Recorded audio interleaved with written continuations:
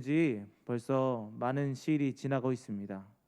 곧 있으면 이제 1월 중순까지 가게 되는데, 혹시 여러분들은 2021년 어떤 계획을 세우고 지금까지 달려오셨습니까? 그리고 그것들을 얼마나 또 실천하고 계십니까? 우리가 그렇게 얘기하지 않습니까? 작심삼일이다라고 얘기하잖아요. 혹시 지금 3일이 훨씬 지났으니까 벌써 새해 계획했던 것들을 포기하고 이제 올해도 다 글렀다 이런 생각들 혹시 하고 계신 분들이 계십니까? 근데 어떤 분들이 명쾌하게 그것들을 이겨낼 수 있는 법을 알려주시더라고요. 뭐냐?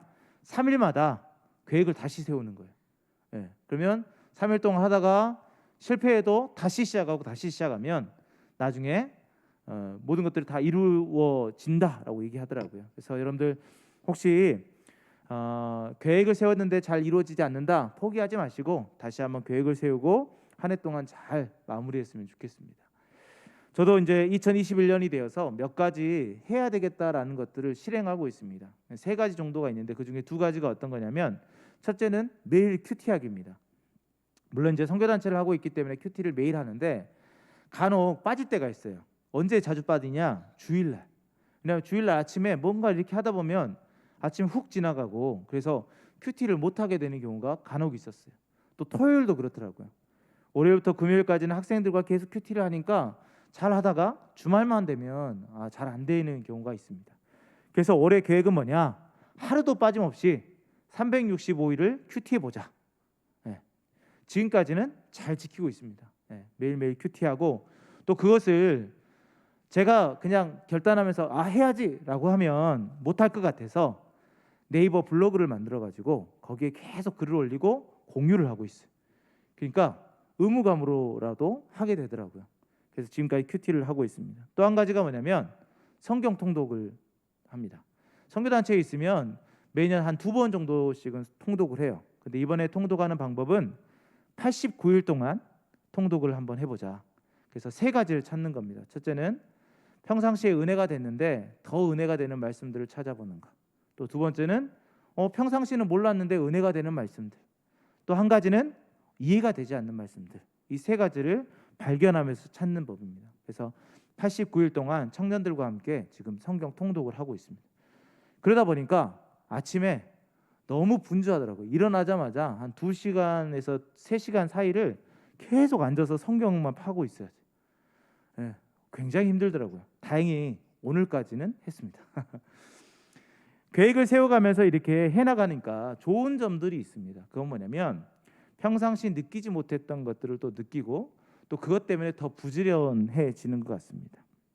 그래서 이런 것들을 해나가면서 지금까지 살아오고 있는데 앞으로 어떻게 될지는 모르겠어요. 그런데 제가 이렇게 또 얘기하는 것은 또 실행에 옮기려고 하고 있습니다.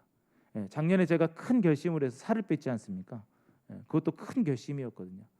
그러니까 여러분들 2021년 계획하셨던 것이 혹시 지금 잘 안 되고 있다, 그래도 다시 한번 계획을 세우시고 나아가시기 바랍니다. 그러면 하나님이 여러분들에게 주시겠다 하는 그 땅으로 여러분들이 분명히 들어가실 수 있게 될 것입니다.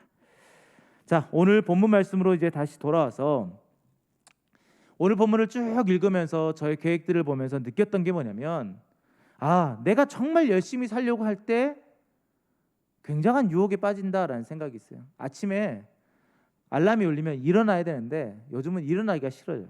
막 눈이 막 안 떠집니다. 새벽에 막 잠들어서 새벽에 또 일어나려고 하니까 너무 힘들더라고요. 그래도 그것을 이겨내고 나왔을 때는 은혜가 되는데 무너져 버리면 하루가 뒤틀리게 되더라고요. 오늘 본문의 말씀에 예수님께서 이제 40일 동안 광야에서 있는 사건입니다. 그래서 마귀에게 시험을 받으신다라고 얘기를 하고 있죠. 자, 예수님께서 마귀에게 시험을 받는다, 이것이 저는 걸렸어요. 왜? 예수님이 왜 마귀에게 시험을 받으실까? 왜 예수님이 하나님이신데 어떻게 마귀에게 시험을 받을 수 있을까라는 거예요. 상상할 수 없는 모습입니다. 그럼에도 불구하고 마귀가 예수님에게 속삭이잖아요. 근데 우리는 이것을 통해서 두 가지를 발견할 수 있어요. 근데 그것에 앞서서 예수님이 왜 시험을 받으셨냐? 그가 인간의 육체를 입고 오셨기 때문에 시험을 받으시는 거예요. 그냥 하나님으로 그대로 존재했다면 예수님께서 시험을 받으시겠습니까? 아니죠. 인간의 육체를 입고 오셨기 때문에 인간의 여러 유혹들이 있기 때문에 그것들을 감내해 내신 것이죠. 그런데 이 과정들을 통해서 두 가지를 발견했다고 하는데, 첫째는 뭐냐? 마귀는요, 우리가 육체가 피곤할 때 다가오더라고요. 육체가 피곤할 때. 근데 이걸 육체만이 아니라 영적으로 또는 우리가 환경적으로 어려울 때 마귀는 우리에게 다가옵니다. 자, 누가복음 오늘 본문 2절 말씀을 보면 이렇게 말하고 있잖아요. 마귀에게 시험을 받으시더라. 이 모든 날에 아무것도 잡수시지 아니하시니 날수가 다음에 줄이신지라라고 돼 있어요. 그렇죠? 자, 예수님께서 아까 말했듯이 인간의 육체를 입고 이 땅에 오셨어요. 그 말은 인간의 아픔을 그대로 느끼고 계시다는 거죠. 40일간 굶주렸다. 얼마나 배가 고프시겠어요?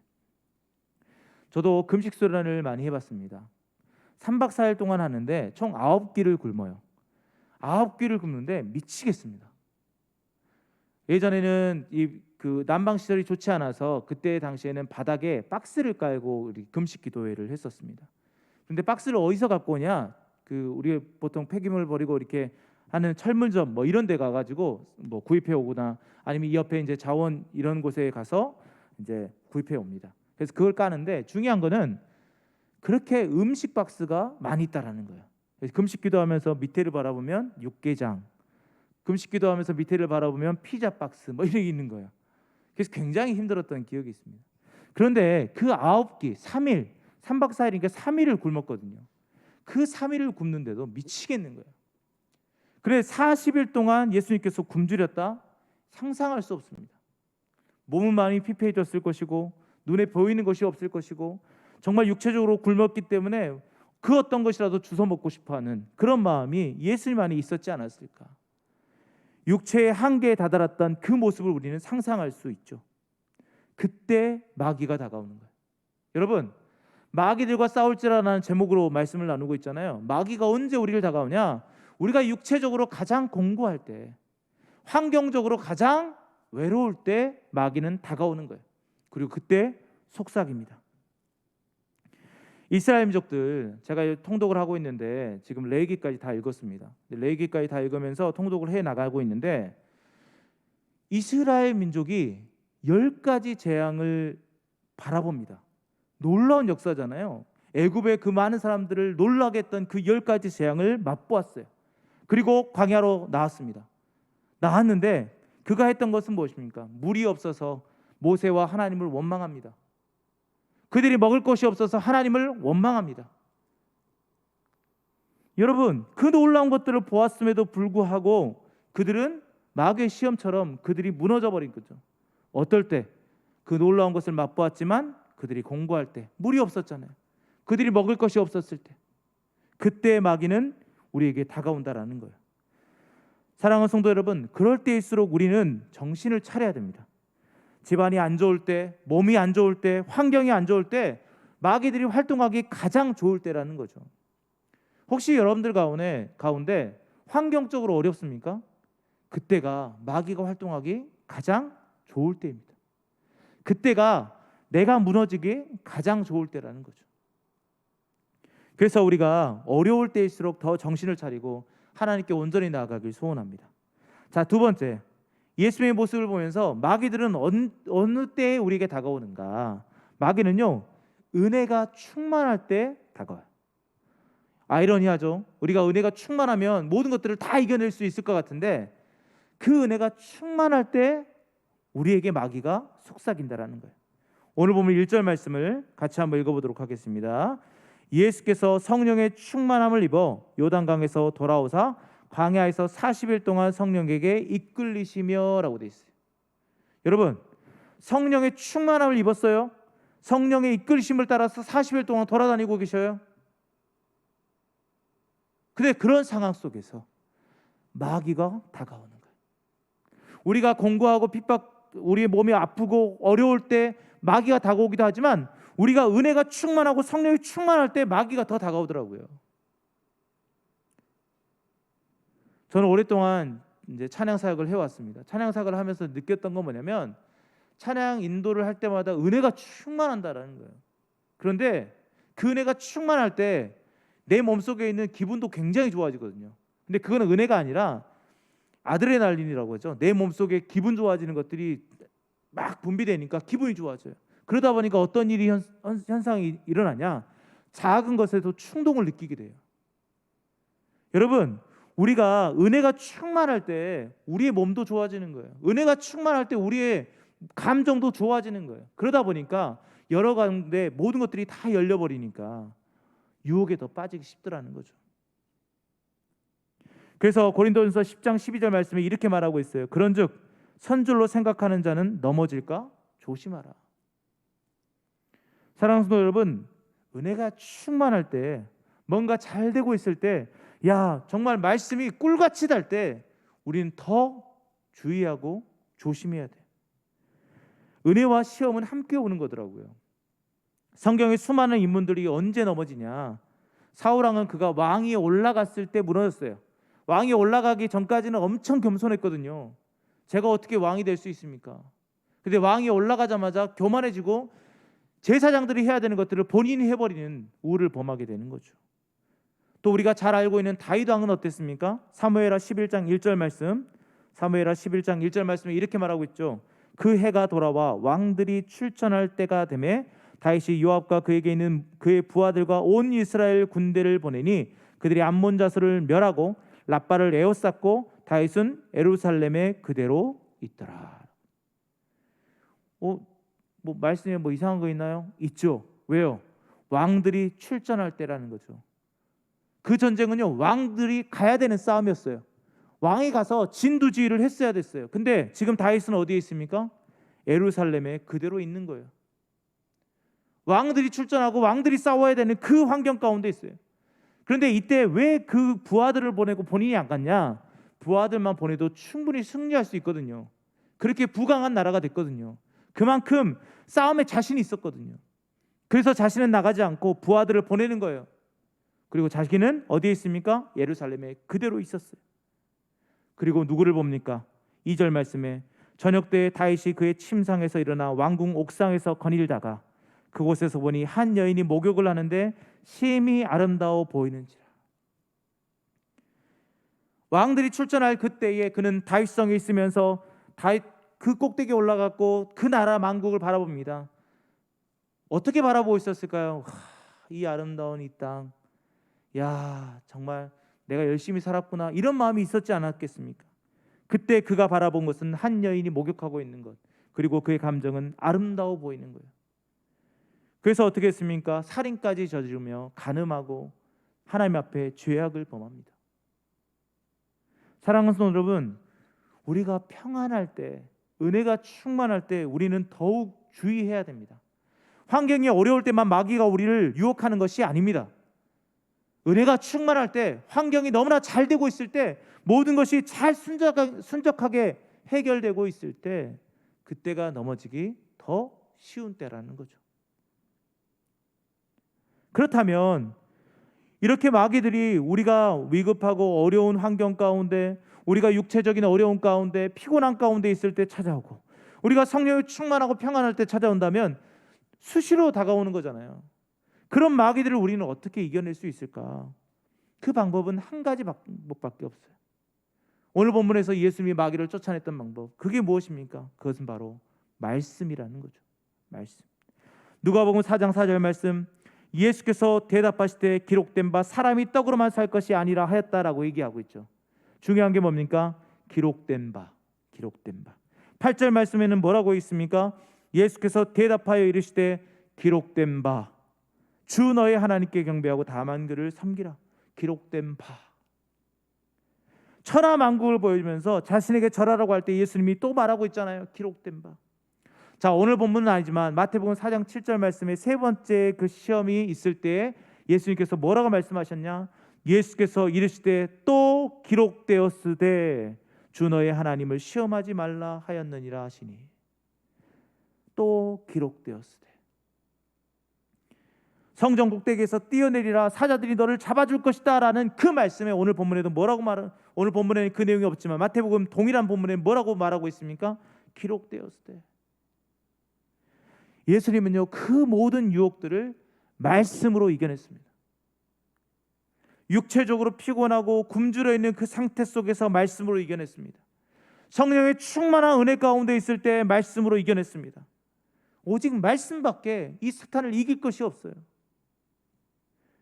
우리의 꾀로 이겨낼 수 있는 것이 아니에요. 우리의 능력으로 이겨낼 수 있는 것이 아니에요. 하나님이 주시는 그 말씀이 권능이 있기 때문에 그 말씀이 우리로 하여금 이 사탄 마귀를 물리칠 수 있는 힘을 얻게 하신다라는 거예요. 사랑하는 성도 여러분, 저는 말씀을 계속 묵상한다라고 초반에 말씀드렸습니다. 89일 동안 성경을 계속 묵상하면서 그것들을 정리하고 나가고 있는데 이 말씀에 정말 사로잡혀서 이 말씀이 정말 달더라고요. 근데 그 말씀을 볼 때마다 그렇구나, 말씀만이 답이고 말씀만이 마귀를 이길 수 있겠구나라는 것들이 제 안에 더 충만해지는 거예요. 말씀 외에는 답이 없더라고요. 우리의 육체가 힘들고 환경이 어려워도 우리가 은혜가 충만하고 그 안에 말씀이 만약에 없다면, 우리가 환경이 어렵고 힘들고 우리 가운데 은혜가 충만할지라도 그 안에 말씀이 없으면 우리는 무너질 수밖에 없는 거예요. 아무리 견고한 것 같은 집일지라도 그 밑바탕 기둥, 그 밑바탕 그 반석이 허술하게 지어졌다면 그 집은 금방 무너질 수밖에 없죠. 그 밑바탕 기둥, 기초는 무엇입니까? 반석은 무엇입니까? 바로 말씀이라는 거죠. 그래서 우리의 신앙의 기초는 무엇에 기초해야 되냐? 이 말씀에 기초해야 된다라는 거예요.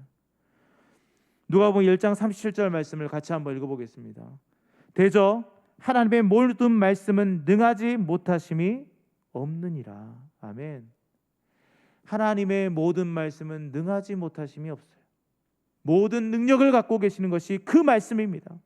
이 말씀은 우리가 고난 중에라도 위로가 있어요. 시편 119편 50절 말씀에 이 말씀은 나의 고난 중에 위로라. 주의 말씀이 나를 어떻게 했다? 살리셨다. 사랑하는 성도 여러분, 주의 말씀은 고난 중에 있을 때 여러분들에게 위로가 될 것입니다. 주의 말씀은 여러분들을 살리는 말씀, 마귀들의 유혹에서 벗어날 수 있는 말씀이 될 것입니다.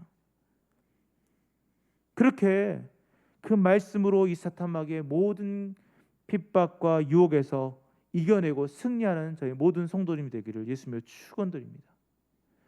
그리고 오늘 이 밤 우리에게 이런 말씀을 하십니다. 누가복음 4장 13절 말씀에 이렇게 말하고 있어요.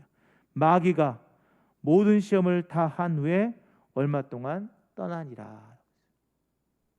자, 말씀으로 예수 그리스도가 마귀를 쫓아냈어요. 그런데 중요한 게 여기에 중요한 단어가 있어요. 뭐냐? 얼마 동안이라는 거예요. 하나님이신 예수 그리스도가 말씀으로 마귀를 쫓아냈어요. 유혹을 이겨냈어요. 그런데 그 마귀는 영원히 떠나간 것이 아니에요. 얼마 동안 떠나갔어요. 얼마 동안. 우리가 말씀으로 승리했다고, 우리가 이겼다고 끝나는 것이 아닙니다. 언제까지 갈까요? 예수님이 오시는 그날까지 간다라는 거예요.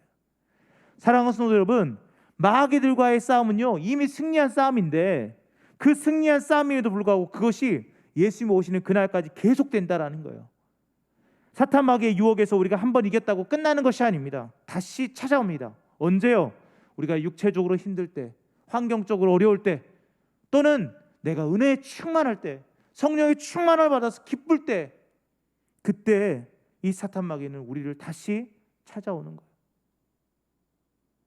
삼킬 자를 두루 찾아다니면서 얘를 잡아먹을까 그렇게 하면서 우는 사자같이 우리 주위를 맴돌고 있다라는 거예요. 그러나 분명히 말씀드립니다. 하나님의 말씀은 그 모든 것을 이길 수 있습니다. 주의 말씀은 그 모든 것들을 다 파할 수 있습니다. 매번 설교 때마다 말씀드리지만 여러분, 예전의 은혜, 예전의 말씀으로 싸우려 하지 마시고 지금의 은혜, 지금의 말씀으로 오늘 새롭게 주어지는 그 말씀으로 싸우십시오. 그래서 우리가 매 순간 큐티해야 되고 매 순간 예배해야 되며 매 순간 아버지의 말씀을 바라봐야 된다는 겁니다. 2021년 한 해 동안 여러분 말씀을 손에서 놓지 마십시오. 한 구절일지라도 그 말씀은 살아서 역사합니다. 운동력이 있습니다. 그래서 그 말씀을 절대 손에서 놓지 마십시오. 그 말씀이 여러분들 손에서 떨어지는 그 순간이 마귀가 여러분들에게 달려들 때입니다. 그때가 공고하고 힘들 때 그 말씀을 우리가 가끔 내려놓기도 합니다. 은혜가 충만할 때 이제 만족하니까 됐어 라고 할 때 말씀을 손에서 내려놓습니다. 그때 마귀는 우는 사자처럼 여러분들에게 달려들 것입니다.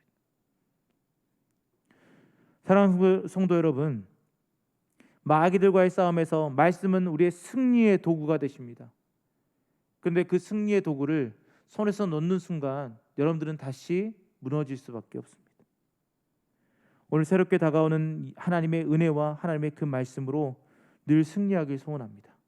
이 남은 한 주간 동안도 여러분들의 마음속에 마귀들이 쫓아오고 마귀들이 유혹하며 여러분들을 무너뜨리려고 하고 여러분들을 교만하게 하고 여러분들을 정말 마음이 가난하게 할지라도 그 가운데서도 여러분들 말씀으로 승리하길 소원합니다. 그래서 찬양처럼 영광 할렐루야를 여러분들이 입술로 부르고 고백하는 이 남은 한 주간도 주님과 동행하는 그런 하루가 되길 우리 예수님의 이름으로 축원드립니다. 아멘. 기도하겠습니다. 하나님 감사합니다. 우리는 하나님의 말씀으로 마귀가 우리에게 달려들지라도 승리할 수 있음을 보았습니다. 예수 그리스도 그분은 육체적으로 힘들 때 또 성령의 충만함을 받았을 때 그때 마귀가 그를 찾아왔습니다. 그러나 예수님은 당황하지 않고 말씀으로 그 모든 것들을 물리치셨습니다. 그럼에도 불구하고 마귀는 얼마 동안 그 자리를 떠났을 뿐입니다. 우리에게도 동일하게 마귀는 우는 사자처럼 우리에게 달려들 것인데 하나님 우리가 말씀으로 늘 승리할 수 있도록 도와주시옵소서. 그리고 또 한 가지 예수님이 오시는 그 순간까지 이것이 계속 반복됨을 우리가 기억하며 매 순간 주어지는 말씀을 붙잡고 매 순간 승리의 삶을 살 수 있도록 붙잡아 주시옵소서. 우리를 인도하실 주님을 찬양합니다. 모든 걸 믿사하며 예수님의 이름으로 기도하였습니다. 아멘.